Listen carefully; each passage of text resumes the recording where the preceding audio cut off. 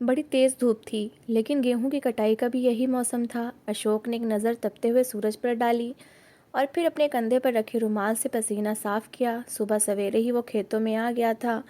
जब से पिताजी बीमार रहने लगे थे, खेतों का सारा काम अशोक के कंधे पर आ चुका था। बड़ा भाई विनोद पढ़ाई का शौकीन था। शिक्षा प्राप्त करने के बाद उसने शहर में ही नौकरी करने को इम्पोर्टेंस दी थी। लेकिन अशोक को 5वीं कक्षा के बाद ही अपनी पढ़ाई छोड़नी पड़ी, क्योंकि पिताजी बीमार रहने लगे थे। इसलिए कम उम्री में वो पिताजी के साथ खेतों में जाने लगा, क्योंकि विनोद ने तो साफ साफ मना कर दिया था कि वो खेतों में काम नहीं करेगा, उसे तो पढ़ लिख कर अफसर बनना है। बड़ा बेटा था, इसलिए माँ बाप का लाडला था। इसलिए माँ ने कहा कि विनोद अपनी पढ़ाई पूरी करेगा और अशोक का क्या है, उसकी पढ़ाई छुड़ाकर उसे खेतों में लगा देंगे। आखिरकार खेतों का काम भी तो किसी को संभालना है। माँ दोनों बेटों में अक्सर छोटे बेटे अशोक के साथ ज्यादती कर जाती थीं। बड़े बेटे से कुछ ज़्यादा ही प्यार था। वक्त ऐसे ही गुजरने लगा। विनोद ने शिक्षा प्राप्त करके नौकरी भी शहर में कर ली थी। जब उसकी शादी का समय आया तो माँ ने 10वीं पास अपनी सहेली की बेटी विनोद के लिए पसंद की थी। माँ कहने लगी, मेरा बेटा पढ़ा लिखा है, अफसर बेटे के लिए मैं पढ़ी लिखी लड़की ही लाऊंगी। वो पढ़ी लिखी लड़की तो ले आई थी, जो कि गांव में 10वीं की परीक्षा देकर पास हुई थी, लेकिन अपने आप को एमए पास से कम नहीं समझती थी। बहुत नखरेबाज थी। विनोद की सैलरी इतनी अच्छी न थी कि पत्नी का खर्चा शहर में बर्दाश्त कर सकता। इसलिए विनोद की पत्नी सरोज गांव में ही रहती थी। 8 दिन बाद विनोद बस छुट्टी पर आता था और माँ उस दिन पनीर या छोला भटूरा बनाती थी। कहती थी, मेरा बच्चा शहर जा रहा है। सारे घर में बस विनोद की इज्जत थी, उसकी आओ भगत की जाती थी। अशोक बाप के साथ खेतों में इतनी मेहनत करने के बावजूद भी इतनी इज्जत नहीं पाता था जितनी कि विनोद को मिलती थी। पिताजी जो अहमियत विनोद को देते थे, अशोक को नहीं देते थे, और विनोद हर समय अपनी पढ़ाई का रौब अशोक पर झाड़ता रहता था। हालांकि घर का सारा खर्चा अशोक ने उठा रखा था। विनोद जो भी कमाता बस पत्नी की मुट्ठी में ही रखता था। अशोक ने कभी ये नहीं कहा था कि बड़ा भाई खर्चा क्यों नहीं देता। अशोक सोच ही रहा था कि आज अपने पिताजी से कहूँगा कि जाकर विनोद से भी कहें कि घर के खर्चों में हाथ बटाया करे। लेकिन इससे पहले ही विनोद अपने माँ बाप के सामने बैठा ये कह रहा था कि पिताजी, दुबई में नौकरी के लिए अप्लाई किया था और मेरी नौकरी 1-2 कंपनियों में लग चुकी है। ये सुनकर माँ तो विनोद का माथा चूमने लगी। कहने लगी, मेरा बेटा जुग जुग जिए। पिताजी कहने लगे, तूने हमारा सीना गर्व से चौड़ा कर दिया है। अशोक भी वहीं चारपाई में माँ पिताजी के साथ बैठ गया, लेकिन उनका सारा प्यार बस विनोद के लिए ही था। पिताजी अशोक को देखकर कहने लगे, तुम्हारे भाई की दुबई में नौकरी लगी है। विनोद कहने लगा, नौकरी तो लग गई, लेकिन वहाँ जाने के खर्चे बहुत हैं। माँ, मैं चाहता हूँ किसी भी तरह करके मेरे लिए 2 लाख का इंतज़ाम कर दें। ये कहना था कि बाप कहने लगा, हाँ 2 लाख का इंतज़ाम हो जाएगा। अशोक कहने लगा, पिताजी कहाँ से हो जाएगा। ये बात कहनी थी कि बाप के माथे पर बल पड़े थे। कहने लगे, क्यों, ये सारी ज़मीनें क्या तुम्हारी हैं? इस पर विनोद का भी हक है। अशोक कहने लगा, भाई कौन सा खर्चा देते हैं, जो भी आता है घर में मैं खर्च करता हूँ। पिताजी कहने लगे, बस बस, मैं जानता हूँ कि तू सारे पैसे खर्च नहीं करता। पिताजी, खेतों से जो भी मुनाफा होता है सब कुछ आपको पकड़ा देता हूँ। मैंने तो कभी गिनती भी नहीं की। पिताजी कहने लगे, हाँ तो मैंने कब मना किया है। मेरे पास पैसे पड़े हैं। वो जो पैसे थे उनमें से कुछ तो घर में खर्च हो जाते थे और कुछ मैं संभाल कर रख लेता था। आखिर विनोद का भी तो ज़मीनों में हिस्सा है। मेरे पास 2 लाख रुपए हैं, मैं विनोद को पैसे दे दूंगा। अशोक तो ये सुनकर चुप सा हो गया था। अगले महीने उसकी अपनी शादी थी और 2 लाख रुपए उसने अपने बाप के पास इसलिए जमा करवाया था ताकि अपनी शादी पर अपने अरमान पूरे कर सके। पहले तो माँ ने उसके लिए जिस लड़की का रिश्ता तय किया था वो बिल्कुल पढ़ी लिखी नहीं थी। कहने लगी, तू कौन सा पढ़ा लिखा है जो तेरे लिए पढ़ी लिखी लड़की लेकर आऊँ? बस घर के कामकाज उसे सारे आते हैं। अशोक ये भी ना कह सका कि 5वीं कक्षा तक तो मैं भी फर्स्ट पोजीशन ही लाता रहा हूँ। अगर मुझे भी शिक्षा दिलवाते तो मैं भी कुछ कर जाता, लेकिन शुरू से माँ बाप के सामने जुबान चलाने की आदत न थी। 2 लाख रुपए पिताजी ने विनोद के हवाले कर दिए। इसलिए अशोक की शादी बड़ी सादगी से रानी के साथ हुई थी। जिस तरह से अशोक के घर में कोई अहमियत नहीं थी, रानी की भी कभी वो अहमियत नहीं मिल सकी। उसकी जिठानी अपने पढ़े लिखे होने का बड़ा रौब उस पर झाड़ती थी। उससे नौकरों की तरह काम भी करवाती थी। अशोक की शादी के तुरंत बाद विनोद दुबई चला गया। उस समय विनोद के 2 बेटे पैदा हो चुके थे और अपने घर के साथ साथ अशोक को विनोद की पत्नी, बच्चों की भी जिम्मेदारी उठानी पड़ती थी। लेकिन मजाल है कि कभी उसके माथे पर बल आया हो। कभी कभी रानी शिकायत करती रहती थी। कहती थी कि भाभी तो कोई काम करती नहीं है और मैं अगर काम करती भी हूँ तो मुझ पर रौब जमाती रहती हैं।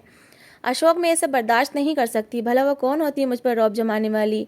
बार बार यही कहती हैं कि मेरा पति पढ़ा लिखा है, इसलिए दुबई में उसे काम मिला है। और अशोक को देखो, शुरू से ही कम दिमाग का था, जब भी तो किसानों के साथ मिलकर खेती बाड़ी करता है।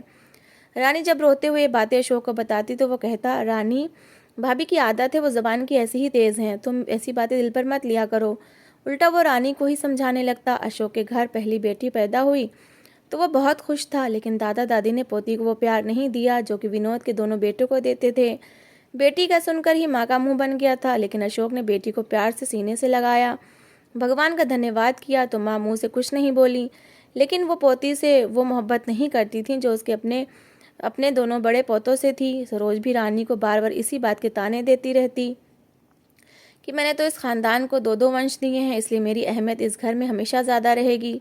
विनोद पूरे 4-5 साल के लिए दुबई गया था, लेकिन एक पाई भी उसने कभी घर के खर्चों के लिए नहीं भेजे थे। हाँ, मगर ये था कि वो कभी कभी अपनी पत्नी, बच्चों और माँ बाप के लिए उपहार भेज देता था, लेकिन कभी दिल में भाई और भाभी और उसकी बेटी के लिए ख्याल नहीं आया था कि उनके लिए भी उपहार भेज दे। इस पर माँ यही सुनाती रहती कि अशोक की कमाई पर अगर विनोद की पत्नी बच्चे अगर खाते पीते हैं तो हम इन पर कोई एहसान नहीं करते। अरे इन ज़मीनों पर विनोद का भी हिस्सा है। अशोक का कई बार ये भी दिल चाहा कि माँ से कह दें कि खाली हिस्सा हो तो सब कुछ नहीं होता, अगर मेहनत भी बराबर की करें। 2 लाख तो वो ऐसे ही लेकर चला गया और उसकी पत्नी बच्चों के सारे खर्चे मैं पूरे करता हूँ। जब भी थक हार कर घर पहुँचता तो बेटी नन्हे मुन्ने कदम उठाती हुई बाप के पास चल कर आती। इससे पहले कि बाप के पास पहुँचती, दोनों भतीजे उसे धक्का देते हुए चाचा के पास पहुँच जाते और कहते कि चाचा पैसे दो। माँ कहती हैं कि चाचा ही तुम लोगों को पैसे देगा। अशोक अपनी जेब से पैसे निकाल कर 10-10 रुपये का नोट उन दोनों को पकड़ा देता और फिर जाकर अपनी बच्ची को पकड़कर गोद में उठा लेता। वो बेचारी छोटी सी थी, बड़ी मुश्किल से चलना सीखा था। बाप को देखकर दूर से ही पापा पापा पुकारने लगती, लेकिन इससे पहले कि बाप की गोद में चढ़ती, विनोद के बेटे उसे धक्का दे देते। दिन भर रानी कामों में लगी रहती और बेटी विनोद के बेटों से मार खाती रहती। अगर कभी दोनों बच्चों को डांट देती कि तुम लोगों को नज़र नहीं आता कि बहन इतनी छोटी है और उसके हाथ से खिलौने छीन रहे हो, इसे थप्पड़ मार रहे हो। रानी का बस इतना कहना होता कि सास और जेठानी दोनों उससे लड़ने लगती। तुम क्यों छोटे बच्चों के पीछे पड़ी हो? अरे अगर अपनी बेटी का इतना ही ध्यान है तो उठा के कमरे में बंद कर दो, हमारे बेटे तो यहीं आंगन में ही खेलेंगे। रानी जब अशोक से रो रो कर ये कहती कि तुम क्यों नहीं कुछ बोलते, कौन सा तुम इनका खा रहे हो, क्यों चुपचाप रहते हो, तो वो यही कहता कि मैं इतनी सी बात पर अपनी माँ से बदतमीजी नहीं कर सकता। कोई बात नहीं, ऐसा करो तुम काम करती हो तो पिंकी को अपने पास बिठा लिया करो। रानी कहती बस करो, तुम्हें सब्र करना है तो करो, मुझे मेरी बेटी को क्यों करवा रहे हो, हमारे साथ ज्यादती क्यों कर रहे हो। लेकिन वो प्यार मोहब्बत से बस पत्नी को समझा ही देता था। तुम सब्र करो, भगवान हमें खूब देगा। वो कहने लगी तुम्हारा सब्र मेरी जान ले लेगा अशोक। ये कहकर वो उठकर चली जाती। सारे घर की जिम्मेदारियां रानी पर थीं। सरोज किसी काम को हाथ नहीं लगाती थी। अगर कभी सास या ससुर उसे चाय का भी कह देते तो लड़ने लग जाती। कहती खुद तो आपका बेटा परदेश में जाकर बैठ गया है, क्या मैंने यहाँ पर आप लोगों को संभालने की जिम्मेदारी उठा रखी है? वो वहाँ परदेश में अय्याशियाँ करता रहे और मैं क्यों उसके माँ बाप की सेवा करूँ? जब अशोक के माँ बाप सरोज की बदतमीजी सुनते तो थोड़ी देर के लिए उसे कोसते और फिर उन्हें रानी की याद आने लगती, जो कि जो कुछ भी हो, जैसी भी हो, लेकिन चुपचाप उनके सारे काम कर देती थी। 5 साल बाद जब विनोद दुबई से वापस आया तो सबके लिए बहुत सारे उपहार लेकर आया था। उस समय अशोक की बेटी भी 3 साल की हो चुकी थी। विनोद अपने बेटों के लिए बहुत सारे खिलौने लाया था। इनमें से एक खिलौना पिंकी ने भी पकड़ लिया। विनोद के पास जाकर कहने लगी, बड़े पापा ये मैं ले लूं? बड़े प्यार से उस बच्ची ने पूछा, लेकिन विनोद ने उसके हाथ से वो खिलौना छीन लिया। कहने लगा, मैं ये सब अपने बच्चों के लिए लाया हूँ। फिर रानी से कहने लगा, तुमने अपनी बेटी को ज़रा भी तमीज़ नहीं सिखाई। वो जेठ का व्यवहार देखकर हैरान हुई। अशोक ने फौरन अपनी बच्ची को पकड़ लिया। फिर पिंकी से कहने लगा, बेटा मैं तुम्हें कल खिलौने ला दूंगा। विनोद सबके लिए चीज़ें लेकर आया था, यहाँ तक कि पड़ोसियों के लिए भी कोई ना कोई उपहार लेकर आया था। बस नहीं लाया था तो अशोक और उसकी पत्नी और बच्ची के लिए कुछ नहीं लाया था। न ही माँ बाप में से किसी ने ये बात बड़े बेटे को बोली कि तुम 5 साल बाद आए हो तो छोटे भाई और उसकी बेटी के लिए कुछ नहीं लाए। बहरहाल अभी कुछ दिन ही गुजरे थे कि विनोद कहने लगा कि उसे पिताजी की जायदाद में से अपना हिस्सा चाहिए। उसके बच्चे बड़े हो रहे हैं और वो नहीं चाहता कि गांव के गंदे माहौल में इनकी परवरिश करें। वो उन्हें शहर में रखना चाहता है और अच्छे इंग्लिश मीडियम स्कूल में उन्हें शिक्षा दिलवाना है ताकि उसके बेटे बड़े होकर अफसर बने। अशोक को लगा था कि इस बात पर तो उसके माँ बाप को ज़रूर आपत्ति होगी, लेकिन वो हैरान रह गया था। उसकी माँ कहने लगी, हाँ हाँ क्यों नहीं, मेरे पोते बड़े होकर बाप की तरह ही अफसर बनेंगे। पिताजी ने भी यही कहा कि ठीक है, तुम्हारी ज़मीन है, तुम्हारी अमानत है, तुम चाहो तो इन्हें बेचकर शहर में घर ले लो। ये सुनना था कि अशोक कहने लगा, पिताजी ज़मीनों पर मेहनत मैंने की है और भाई ने अगर नौकरी की भी तो कभी कोई भी खर्चा नहीं भेजा, सारे खर्चे इन्हीं ज़मीनों से पूरे हो रहे हैं और 2 लाख तो विनोद भैया ले चुके हैं। ये कहना था कि एक ज़ोरदार थप्पड़ बाप ने अशोक के मुंह पर मारा था। कहने लगे, मुझे नहीं पता था कि मैं एक आस्तीन का सांप पाल रहा हूँ।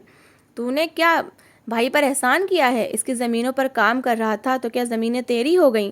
वो कहने लगा, मैं ये नहीं कह रहा, लेकिन अगर भाई अपनी ज़मीनों पर शुरू से मेरी तरह हल चलाता तो मैं भी शिक्षा हासिल कर लेता। मैंने कुर्बानी दी है तो मेरी कुर्बानी का मुझे कुछ सिला तो मिला है? कहाँ मिला? पहली बार अशोक ने शिकायत की थी, लेकिन बाप ने थप्पड़ की बारिश कर दी। ये देखकर तो रानी की जान पर बन गई। पहली बार अशोक ने बाप से शिकायत की तो आगे से थप्पड़ मिले थे। रानी अशोक के सामने जाकर खड़ी हो गई और ससुर के सामने हाथ जोड़ दिए। कहने लगी, पिताजी बस कर दे, विनोद भैया को जो चाहिए इन्हें दे दे। हाथ पकड़कर वो अशोक को कमरे में ले गई। ज़मीन पर गिरने की वजह से उसकी कोहनियाँ छिल गई थीं, उसमें से खून बह रहा था। पहली बार अशोक की आंखों में आंसू बह रहे थे। बाप ने आधी ज़मीन विनोद के नाम लिख दी, जिन्हें बेचकर वो शहर चला गया। कुछ दिन बाद रानी ने अशोक से कहा कि अपने बाप से माफ़ी मांग लो। अशोक ने बेकसूर होते हुए भी अपने बाप के आगे हाथ जोड़कर माफ़ी मांग ली और उन्हें मना लिया। लेकिन इस साल जैसे ही गेहूं की फसल तैयार हुई, खेतों में आग लग गई। पता नहीं किसकी हरकत थी, सारे खेत जल गए थे, उसमें बहुत नुकसान हो गया था और अशोक तो परेशान होकर रह गया था। उसकी तो पूरे साल की मेहनत जैसे बर्बाद हो गई थी। पहली बार उसने बाप के सामने बैठकर अपनी मजबूरी बताई थी कि पिताजी, विनोद भैया से कहें कि मुझे 2 लाख उधार ही दे दें ताकि मैं घर का खर्चा चला सकूं और खेतों पर दोबारा मेहनत कर सकूं। लेकिन बाप ने हामी नहीं भरी थी, बल्कि उल्टा कहने लगे कि तुमने भाई की ज़मीन खाने की कोशिश की, इसलिए देख भगवान ने तुझे नुकसान दे दिया। जब घर पर तंगी आने लगी तो अशोक के माँ बाप विनोद के पास शहर चले गए। कहने लगे कि वो अब अपने बड़े बेटे के पास रहेंगे। उस दिन रानी बहुत रोई थी। कहने लगी, तुमने अपने बड़े भाई का हर कठिन समय में साथ दिया। जब पैसे मांगे तो भाई किनारा कर गया। पिताजी ने भी तुम्हारी मेहनत के सारे पैसे विनोद भैया को दे दिए। आज पहली बार हमें ज़रूरत पड़ी तो पिताजी ने किनारा कर लिया। फिर उसके दोनों हाथ पकड़कर कहने लगी, सच सच बताओ अशोक, क्या तुम पिताजी के सगे बेटे हो? अशोक ने कोई जवाब नहीं दिया। रानी का हाथ पकड़कर कहने लगा, मुझे अपने भगवान पर पूरा विश्वास है, वो मेरी मेहनत को बर्बाद नहीं करेगा। उसने अपने किसान साथी दोस्तों से बात की। दोस्तों ने जब अशोक की आंखों में आंसू झिलमिलाते देखे तो कहने लगे, चिंता ना करो, भगवान बहुत बड़ा है, हम सब मिलकर मेहनत करेंगे, एक दूसरे का साथ देंगे तो ज़रूर भगवान हमारी मदद करेगा। रानी ने अपने सारे गहने अशोक को दे दिए। कहने लगी, इसे बेचकर खेतों में दोबारा से मेहनत करो, भगवान ज़रूर मदद करेगा। लेकिन 1 साल का समय गुजारना बहुत मुश्किल था। मेहनत की भी जाती तो फसल अगले साल ही तैयार होती। लेकिन इस बुरे समय में रानी ने अशोक का बहुत साथ दिया था। सूखी रोटी उसने पति के साथ प्याज और चटनी के साथ खाई थी, लेकिन कभी कोई शिकायत जबान पर नहीं लाई थी। अशोक ने दोबारा से मेहनत शुरू कर दी। कुछ रानी के गहने बेचकर पैसे लगाए और कुछ अपने दोस्तों से उधार लिए। दूसरी तरफ सरोज बात बात पर विनोद से झगड़ा करने लगती। कहती, तुम्हारे माँ बाप को मैं नहीं संभालूंगी, मुझसे नहीं होते इतने काम, हर थोड़ी देर बाद तुम्हारे बाप को भूख लग जाती है, कहता है मैं शुगर का रोगी हूँ, मुझे समय पर खाना दो। अरे मैं क्या उनकी नौकरानी हूँ? देखो मैं ये सारे काम नहीं कर सकती, इन्हें बोलो वापस गाँव जाएं। विनोद कहने लगा कि वहाँ तो खुद अशोक और उसकी पत्नी बच्चे भूखे रह रहे हैं, मैं कैसे अपने माँ बाप को वहाँ भेज सकता हूँ। फिर कहने लगा, देखो मैं तुम्हें रोकूंगा टोकूंगा नहीं, तुम चाहो तो माँ से घर के काम करवा लिया करो, लेकिन मैंने अगर उन्हें गांव भेज दिया तो मेरी बरादरी वाले क्या कहेंगे। सरोज का अपने प्रति इतना कठोर व्यवहार देखकर दोनों ही पति पत्नी दिल पर पत्थर रखकर एक रात को घर से बाहर निकल गए। सोचा तो यही था कि वो गांव चले जाएंगे, लेकिन रास्ते में 2 लुटेरों ने उन्हें लूट लिया, सारे पैसे उनसे छीनकर भाग गए। वो रोते बिलखते रहे। वो दोनों विनोद के घर से बहुत दूर आ चुके थे। वापसी का रास्ता समझ में नहीं आ रहा था कि कहाँ है, इसलिए खो गए थे। 2-3 दिन तो सड़कों पर ही घूमते रहे। भूख लगती तो कोई ना कोई तरस खाकर उन्हें खाना दे देता, लेकिन बाद में किसी ने खाना भी नहीं पूछा। अशोक की माँ रोने लगी, सिसकने लगी। अशोक की याद उन्हें इस समय शिद्दत से आई थी। वो तो जब तक माँ बाप को खाना अपने हाथों से नहीं खिला देता था, खुद खाना नहीं खाता था। तंगी होती थी या खुशहाली, उसने कभी भी माँ बाप को तंग नहीं किया था। रात को माँ की टांग दबाता, तब अपने कमरे में जाकर सोता था। बाप को भी याद आने लगा कि कितनी ज्यादती उन्होंने अशोक के साथ की थी और मारा भी उसी को था। इसके बावजूद माफ़ी भी अशोक ने ही मांगी थी। दोनों पति पत्नी भूख की वजह से मजबूर हो गए थे कि कचरे से उठाकर खाना खाने लगे। उसी समय किसी ने उनका हाथ पकड़ा था। जब उन्होंने सर उठाकर देखा तो अशोक को देखकर माँ फूट फूट कर रोने लगी, उसके सीने से लग गईं। जब अशोक अपने गेहूं बेचने के लिए शहर आया तो विनोद के घर गया था। तब उसने बताया कि माँ पिताजी पता नहीं कहाँ चले गए हैं। ये सुनकर अशोक ने उन्हें ढूंढने की बहुत कोशिश की और वो उन्हें कचरे के डिब्बे के पास खाना खाते हुए नजर आए थे। अशोक उन्हें अपने साथ गांव ले गया। दोनों पति पत्नी को अशोक की अब कदर आई थी। पहली बार गांव पहुंचकर माँ ने रानी को गले से लगाया था और बाप ने अशोक को। उस साल फसल भी अच्छी हुई थी और गेहूं की बल्लियां भर भर कर लगी थीं। पिछले साल का जैसे नुकसान पूरा हो गया था, समय ऐसे ही गुजरने लगा था। विनोद ने तो पलटकर माँ बाप की खैरियत तक न पूछी थी। समय ऐसे ही गुजरने लगा था। 10 साल बीत गए थे। एक के बाद एक अशोक के बाद माँ बाप का देहांत हो गया था। लेकिन आखिरी समय में उन्होंने अशोक से हाथ जोड़कर माफ़ी मांगी थी कि उन्होंने उसके साथ बहुत ज़्यादती की थी। लेकिन अशोक ने कोई भी शिकवा नहीं किया था। जाते समय उसके माँ बाप उससे खुश थे। विनोद तो बस अंतिम संस्कार के समय ही पहुंचा था और दूसरे दिन ही वापस चला गया। लेकिन सरोज और बच्चों ने तो आने की भी तकलीफ नहीं की थी कि माँ बाप का अंतिम दर्शन ही कर लेते। अशोक ने इतनी तरक्की कर ली थी कि भाई की बिकी हुई ज़मीनें वो दोबारा से खरीद चुका था। घर में हर चीज़ की रेल-पेल थी, खुशहाली थी। रानी से कहता था कि देख लिया तुमने, मैंने कहा था ना, भगवान हमारे सब्र का फल ज़रूर देगा। एक रात उनके घर का दरवाज़ा ज़ोर से खटखटाया गया। अशोक परेशान हो गया। जैसे ही उसने दरवाज़ा खोला तो विनोद और उसकी पत्नी रोते हुए घर में आए थे। कहने लगे कि उनके बेटों ने उन्हें बर्बाद करके रख दिया। दोनों ही नशे के आदी हो चुके हैं, सब कुछ बिक गया। दोनों बेटे नशे में धुत हर समय गली कूचों में गिरे रहते हैं। हम लोग तो तबाह बर्बाद हो गए। विनोद कहने लगा कि मैंने बच्चों के इलाज की खातिर घर तक बेच दिया, लेकिन उनके नशे की लत खत्म ना हो सकी। मेरा सब कुछ बर्बाद हो गया। मेरे दोनों बेटों ने नशा पूरा करने के लिए छीना झपटी शुरू कर दी और मेरे दोनों बेटों को पुलिस पकड़ कर ले गई। वो कहने लगा, शायद मैंने तुम्हारे साथ बहुत ज़्यादती की थी, इसलिए मुझे अपनी औलाद की सूरत में सज़ा मिली है। भगवान के लिए मुझे माफ़ कर दो। आज विनोद को अपनी गलती का एहसास हुआ था।